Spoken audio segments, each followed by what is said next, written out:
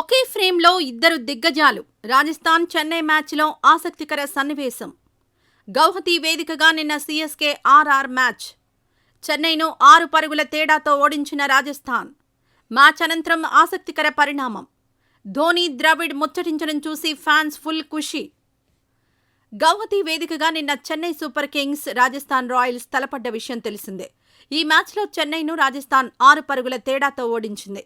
మొదట బ్యాటింగ్కు దిగిన రాజస్థాన్ రాయల్స్ నిర్ణీత 20 ఓవర్లలో 9 వికెట్లకు 182 పరుగులు చేసింది.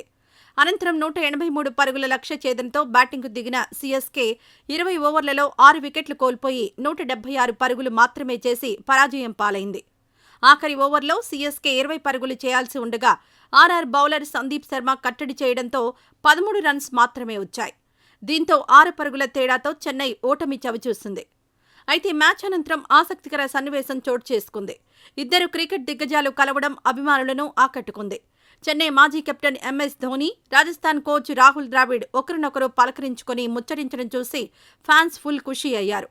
ఇందుకు సంబంధించిన ఫోటోలు, వీడియోలు నెట్టింట వైరల్గా మారాయి. వీటిపై క్రికెట్ ఫ్యాన్స్ తమదైన శైలిలో స్పందిస్తున్నారు.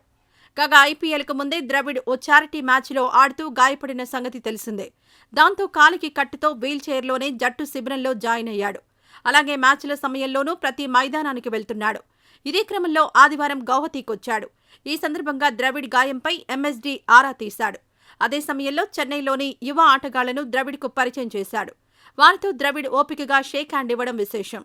ఈ వీడియో నచ్చితే లైక్ చేయండి. అలాగే మా ఛానల్ ని ఫస్ట్ టైం కనుక చూస్తున్నట్టయితే ఇప్పుడే సబ్స్క్రైబ్ చేసుకుని పక్కనే ఉన్న గంట సింబల్ ని యాక్టివేట్ చేసుకోండి. అప్పుడే మేము పెట్టే ప్రతి వీడియో మీకు నోటిఫికేషన్ గా వస్తుంది. అలాగే ఈ వీడియో పూర్తిగా చూసినందుకు ధన్యవాదాలు.